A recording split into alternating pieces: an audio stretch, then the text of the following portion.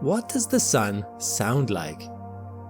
It's a simple enough question, and one that comes with a simple enough answer. The sun is silent, of course. Because sound doesn't travel in a vacuum, to us, the sun sounds like nothing at all.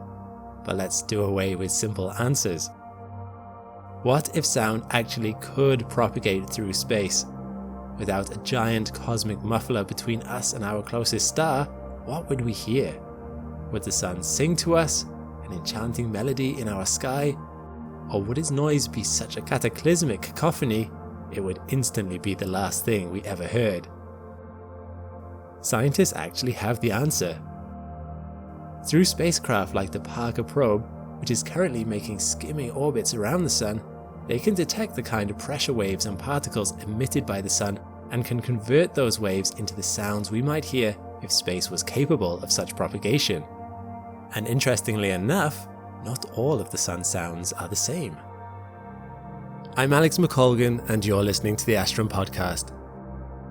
Join with me today as we listen to several different sounds made by the sun, recreated through clever science, because it turns out that these sounds may allow scientists to solve two of the sun's greatest mysteries.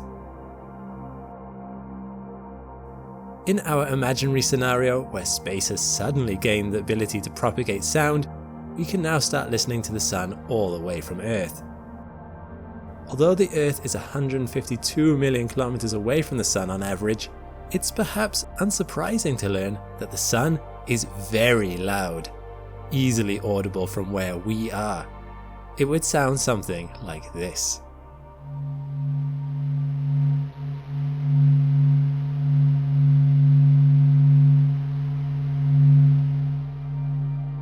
Just a reminder, there is no sound in space. This is a sound reconstruction, turning amplitudes and frequencies into sound waves, creating clips of what the waves might sound like to the human ear if an atmosphere were present. This soothing buzz has an almost electrical feel to it. It reminds me of generators, or perhaps even something vaguely radioactive, which is appropriate given that this is the sun we're talking about. The nuclear fusion going on inside the sun is equal to 3.85 times 10 to the power 26 watts every second. About 1 million times more than what humanity produces in an entire year. All of this power being created has an unsurprising knock-on effect on the volume of the sound the sun would produce. To get a sense of what this would be like, take the device that you're watching this on and connect it up to the speakers that they use at your next rock concert. Then play this noise at full blast. I'm sure they won't mind.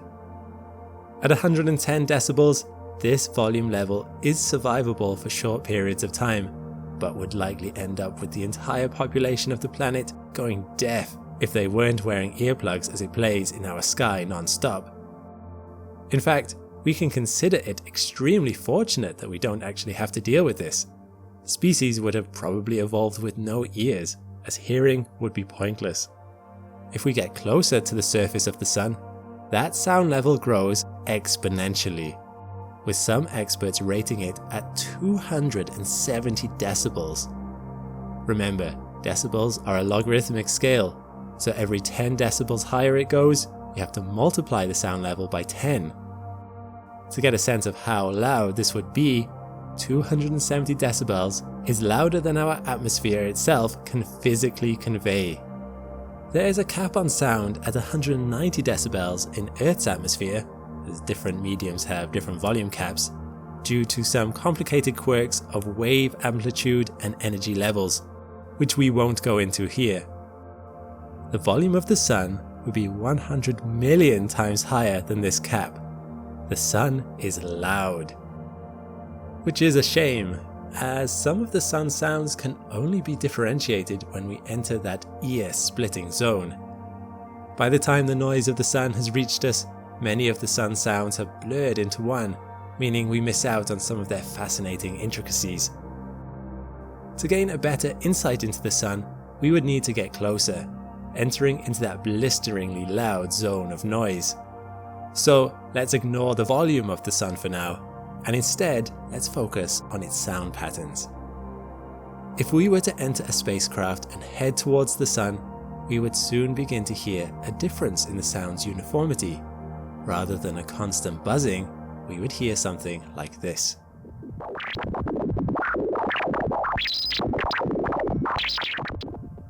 This is the sound of the solar wind. The sun emits a constant stream of charged particles that blasts out across the solar system, and its existence represents one of the sun's greatest enigmas to date. You see, it's tempting to think of this stream from starting inside the sun and blasting outward under the incredible force of all that nuclear fusion. However, by the 1960s, important discovery had been made through observation.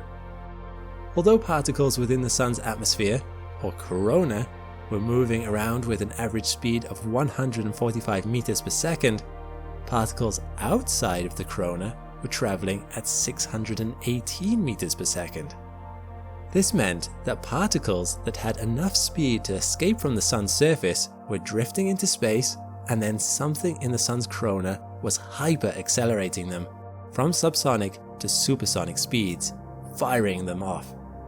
What kind of process or mechanism is doing this remains a mystery to this day. The corona contains a second enigma too. It is far too hot.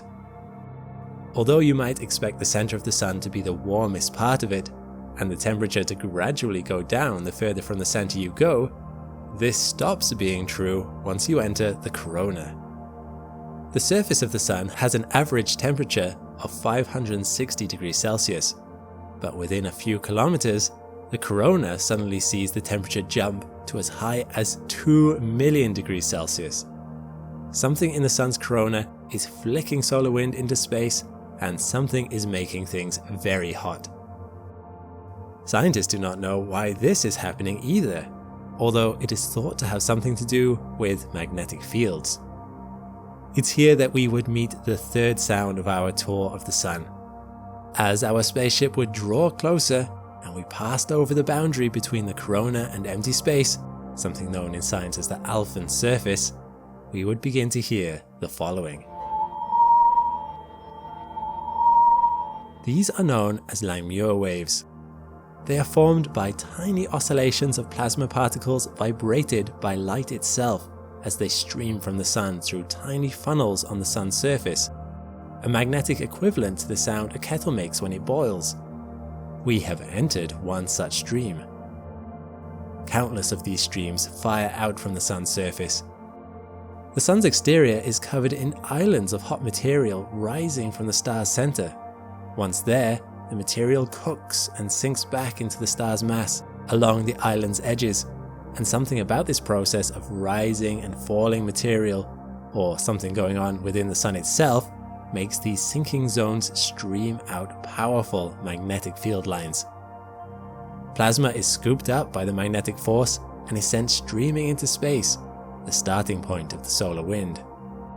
Scientists don't know what causes this process, but the sound of Langmuir waves is eerily beautiful.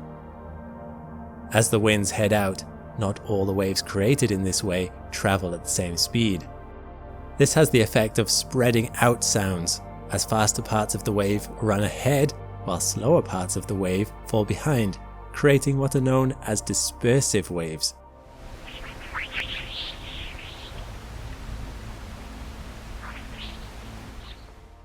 Such waves are filled with chirps, little eddies of sound where fast waves coming from behind meet slow waves already traveling ahead. Eventually, this evens out into the hum we heard at the beginning. There's also one last sound that might offer an insight into the entire mystery, and this takes some careful listening to.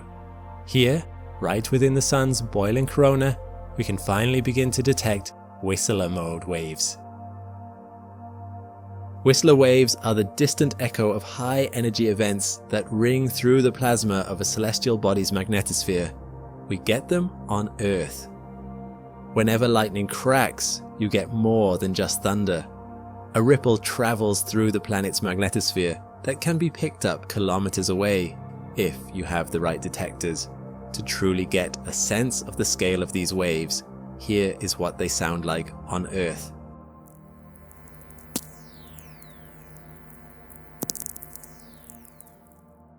just a few small little cracks and whistles, nothing too special. Now here's what they sound like on the Sun.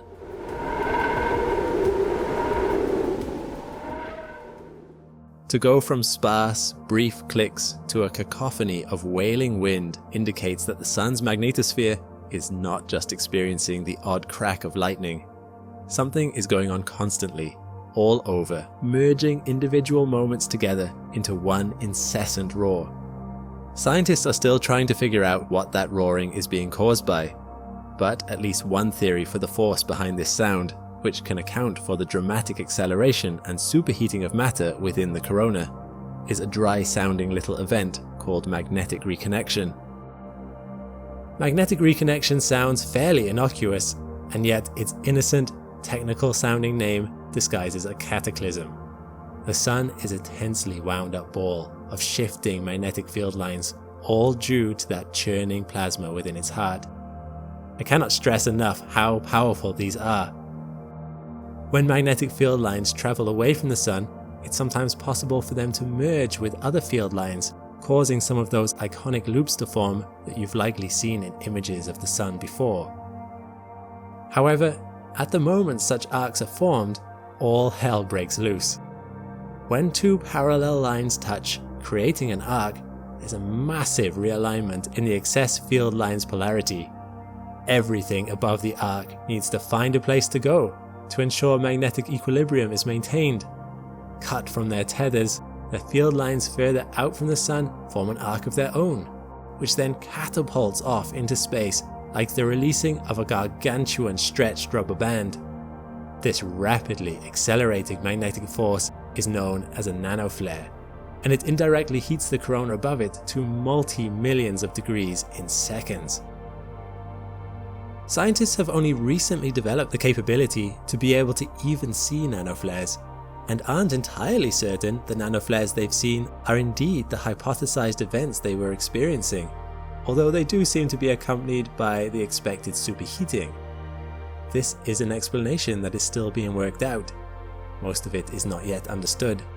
And still, as you listen to the sound of the Sun and hear those ticks and cracks, it's not completely far-fetched that such moments when the Sun gets so wound up it snaps explain why its corona is as hot as it is, and why it is flinging solar winds out across the solar system with quite the force we witness. The Sun continues to hold many mysteries. The Parker Solar Probe, which collected many of these sounds, continues its journey around the Sun, gathering valuable data with every pass. The Parker Probe is only 4 years into its 7-year mission, so hopefully it will collect plenty more information for scientists to pore over. Perhaps they will find more sounds for us, each one a clue to the ancient riddle of how the universe works. Because ironically, just like listening to the ticking of a clock to try and figure out how the clockwork functions, the secrets to the Sun might one day be solved by what we hear rather than by what we see. Thanks for listening. If you like what you've heard, please feel free to follow us for more podcasts on other fascinating space topics. But for now, I'm Alex McColgan, and this has been Astrum. All the best, and see you next time.